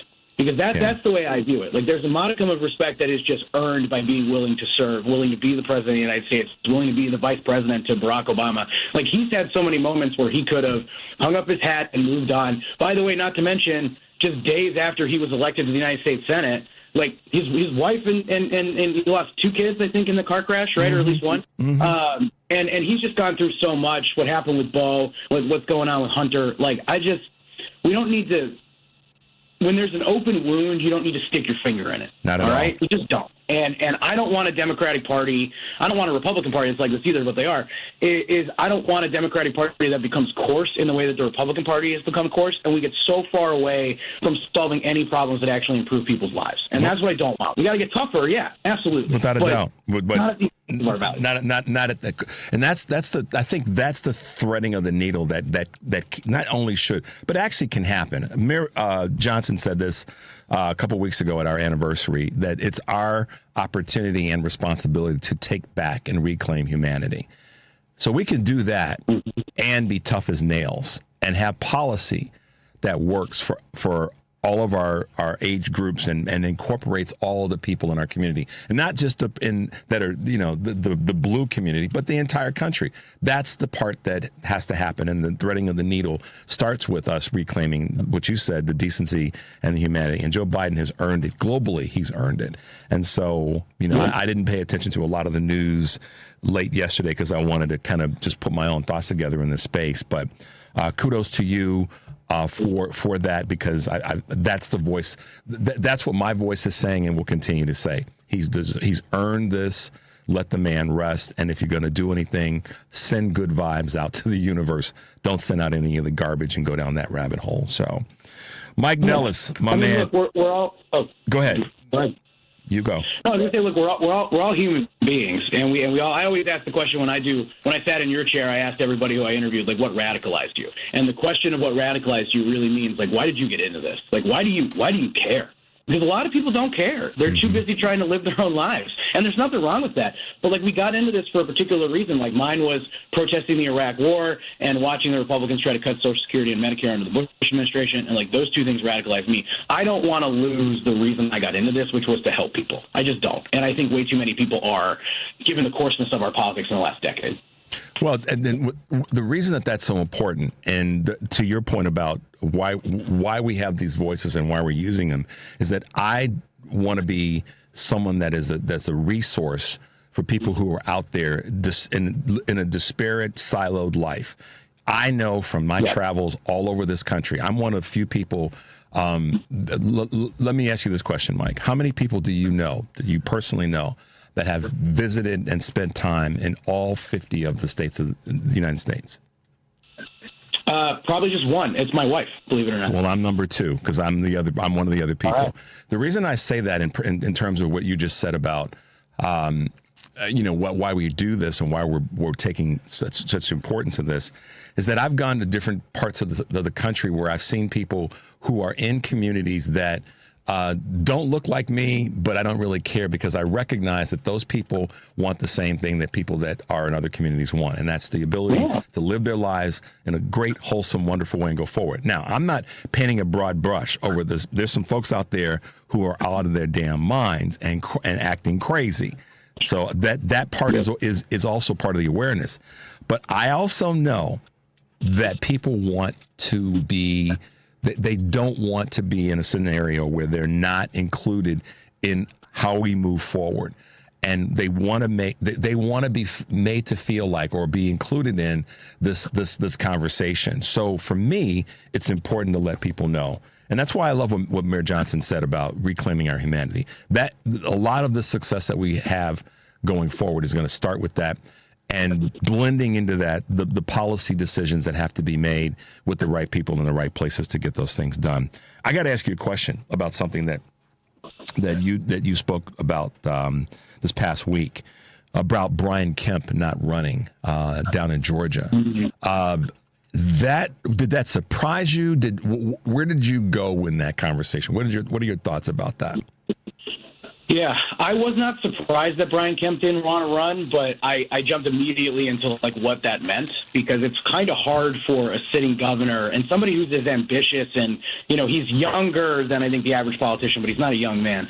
But I think two things. Like, he wants to run for president of the United States, and I think he views himself as someone who can rein in and reshape the Republican Party back to a place where he views it should be, which is still, very, very, very far to the right, but maybe a little bit more decent. So I'll give him some credit on that. But then the second thing is, Brian Kemp doesn't want to run at a time when he has to defend Donald Trump's record, because everything's more expensive. The tariffs are a mess. They're trying to gut Medicaid and Medicare with this GOP budget. If he runs right now, he's going to have to defend all of that. And we're looking at a situation where Democrats are winning basically, every, or at least overperforming in every major election that's been happening this year. When we flipped the Omaha mayor's race last week, and I'm from Omaha, Nebraska, I can tell you, because I worked on Jean Stothert, who's the current mayor and outgoing mayor. I worked on her first race, and she was unstoppable. And then in her last couple elections, she's been gaining in her margin. Like, she won the last race by 20 points. And so nobody believed that John Ewing, the Democrat, could beat her, and he whooped her by double digits, by 10, 12 points. And that was considered unheard of. So I think that's the drag that Republicans are seeing right now. Like, people are frustrated, and then Democrats are fired up is having and to taking carry every that opportunity they can to make their voice heard. Is having to carry that bucket of water for Donald Trump because they can't get around it. So if you're Brian Kemp, and you're running against John Ossoff, who in my opinion is one of the better talents that we have in the Democratic Party, and Ossoff is raising an unbelievable amount of money, and Donald Trump is an albatross, why would you do that when you could just take a decent chance at running for president, which is a crapshoot, but you take it anyway? Yeah, it makes total sense. And that's the political calculation that a lot of Republicans are going to have to face. I think that Democrats have got to take advantage of this opportunity. That it's about momentum. I use a sports analogy. The momentum is the momentum based on wins in these elections that we shouldn't be performing as well as we are in speaks largely to the message can get through if the message is right. Yeah. And that's and part of the message is, I said this so many times, I make this really simple language.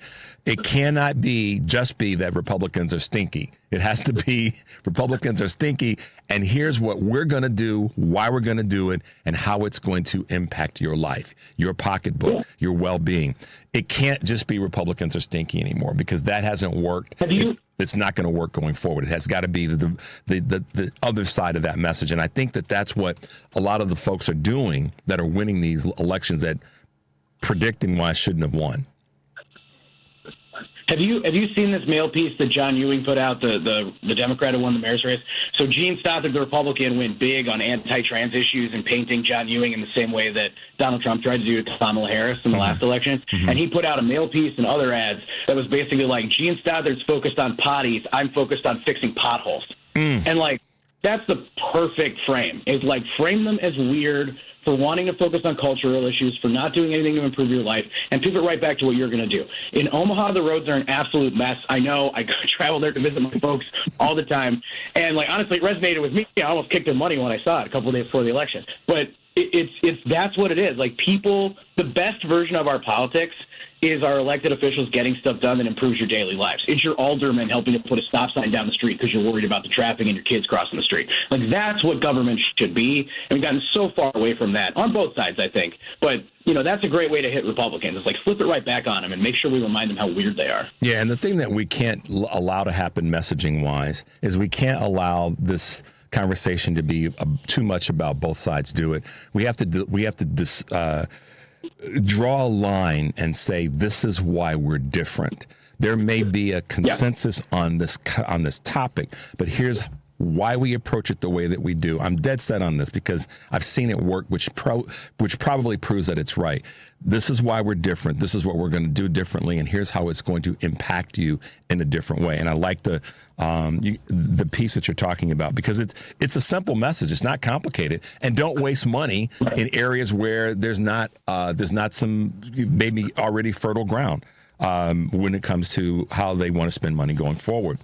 You talked about this, and I wanted to get your thoughts on this this Walmart piece, this Walmart thing, and Walmart saying that they're, as the world's largest retailer, and I covered this a little bit earlier, that the tariffs are too high, and it will result in prices going up, and they're the biggest retailer, so their message is pretty doggone important. And that I want to see other businesses, and this is where I believe the Democrats have another opportunity, is to rally the businesses that are speaking to the fact that the tariffs are going to, in the way that they're being used, they're already having impact. They're going to have even further impact. More businesses need to speak to that. And you had a great message in that space around Walmart and what they're saying. Yeah. Well, let's start here. Donald Trump increased tariffs on China by 140% or something like that, and then lowered them last week to 30%, and then acted like he just cured cancer. Like everything from China is still going to be 30% more expensive at a time when he promised to get grocery prices and everything else down on day one. I mean, that promise feels like a million years ago, but that's what he promised to do in his very first post-win interviews, get everything down on day one. So that's number one. Number two, Donald Trump said, if we pass these tariffs, China pays the tariffs. You don't pay the tariffs, like China pays them. Well, now Walmart's going, no, we're paying the tariffs, and we're going to pass it on to the consumers, which is exactly what the Democrats said was going to happen. If you do stupid, ill-planned, and ill-timed tariffs, this is exactly what's going to happen. And then on top of that, Donald Trump is going to come out and go, well, you know what, Walmart, you should eat the tariffs, as if major corporations are ever going to eat their profit margin. And you would think a businessman like Donald Trump would know that. Like, Walmart has, whether I like it or not, Walmart has a fiduciary responsibility to their investors to make the most amount of money possible. So if they think that people can afford it, they're going to help them afford it. And suddenly in that moment, Donald Trump becomes a raging socialist in favor of price controls. And I can't get over it. So it's not a cohesive economic plan. It's not a good agenda, and it's just a bunch of bluster. And we started last week with Donald Trump claiming that he had solved the tariff crisis that he created and signing an executive order on prescription drugs that isn't going to do anything, but he claims is going to get prescription drug prices down 90%. So that's the barometer that he set. If my drug prices don't go down 90%, I'm going to be furious. Yeah, and that's another messaging point. I mean, you've worked for folks, primarily that you've counseled and worked with have been running for a more center or left office or running that way. But at the end of the day, that message right there, if they're not down by that percentage point, then everybody should be PO'd about it. The question is going to be, how many people are going to actually be that way and they're going to deliver and show up in this next cycle? So, which leads me to the next, and we're talking with Mike Nellis, political strategist. That leads me to this next question. And you and I, we've talked about this for a lot in terms of how and where Democrats have to be in messaging and so forth and so on. I think that as people ask the Democrats to do more and do things differently, one of the things that they've got to do, in addition to the policy conversation and having a more vibrant message that reaches a larger number of people, is that when they're on any of the talk shows, any of them, I don't care who it is, if it's Rachel or if it's Kristen Welker or if it's Tur or if they go on Fox, they have to be prepared to do this. When they get asked a dumb A question or a question that might seem reasonable, that they answer that question and then also put some of the responsibility for how things have happened messaging-wise back on that very media outlet. And I think that, I'll give a good example. When Chris Murphy was on Kristen Welker's show and was asked about what the Dems could have been doing differently and the fault that's at the feet of the Democrats, he should have pivoted and said, yes, we are responsible for certain elements, and so are you, because you spent a lot of your time not talking about the ills of Donald Trump in a very cogent manner. Democrats have got to be prepared to walk and chew gum in that space. Yes, we own some of this, but you guys have to as well. And I guarantee you, Mike, the more that they put reporters and journalists and interviewers on their heels in the moment, the better when it comes to people hearing that message.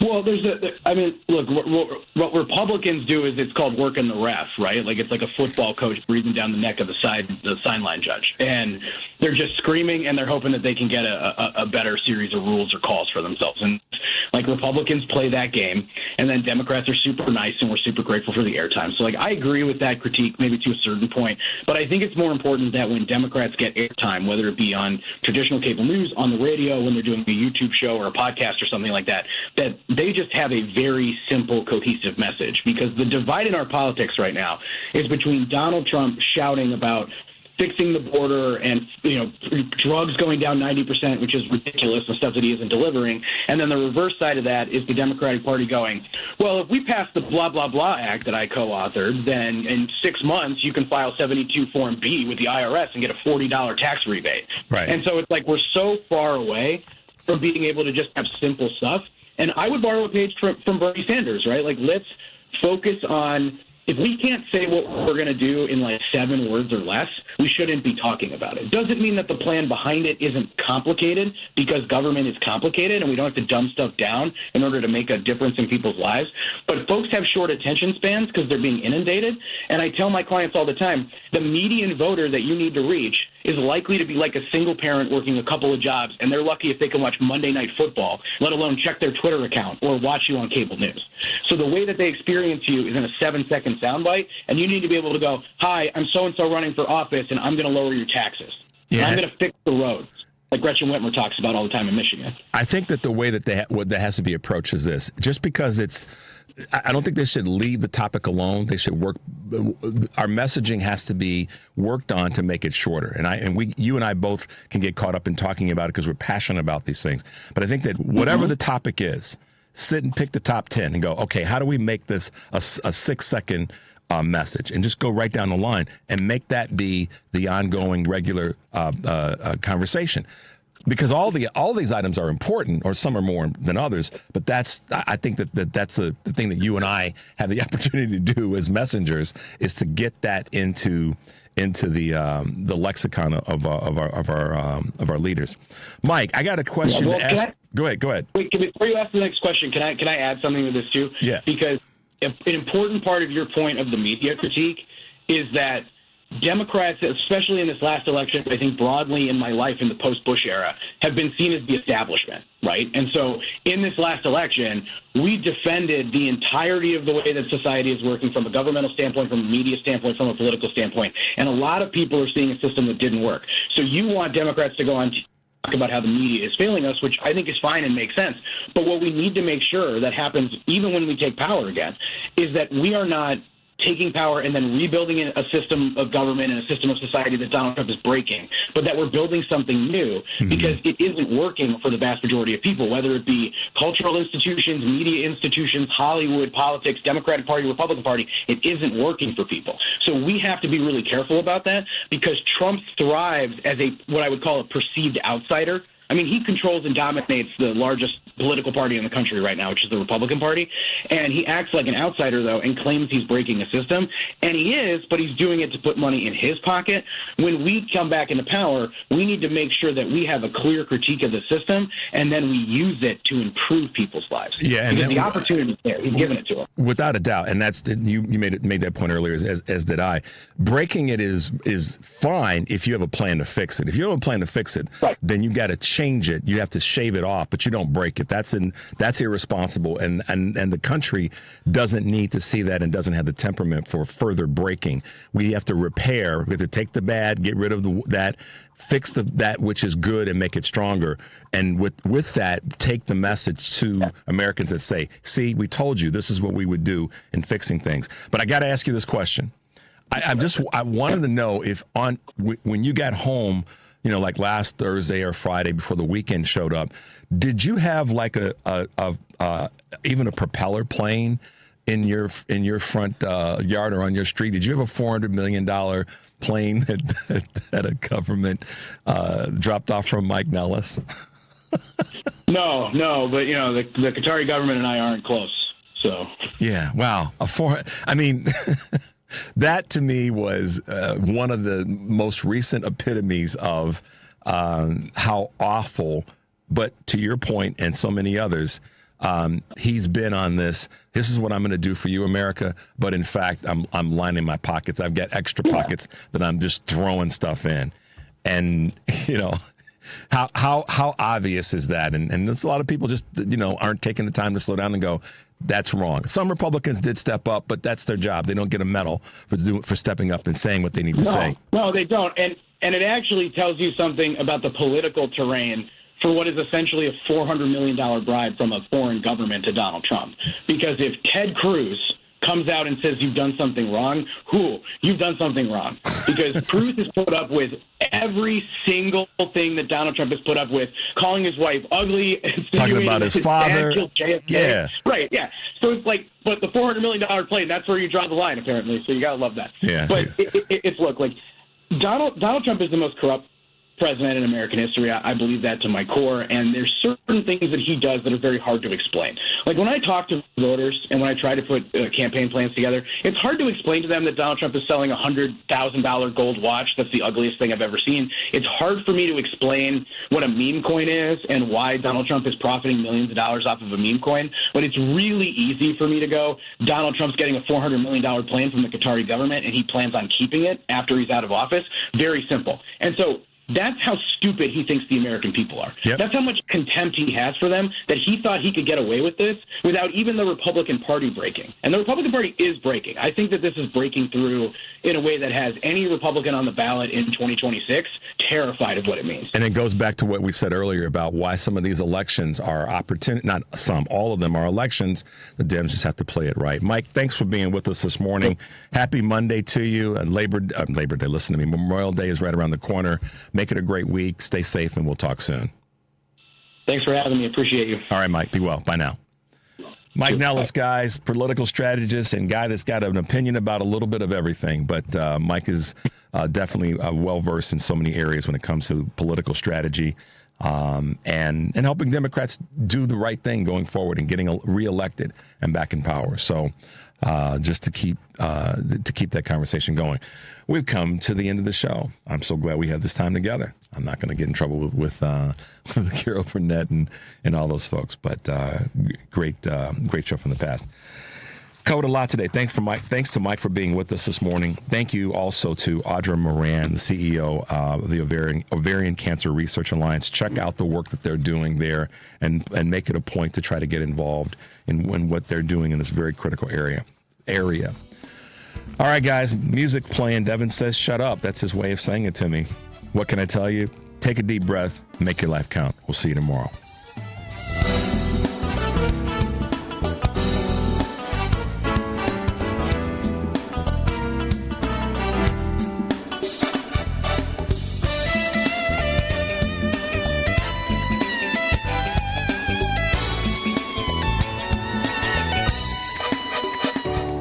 When it comes to banking, you need a bank you can trust. A bank with a rock-solid reputation and the highest integrity. A bank that gives you the attention and respect you deserve.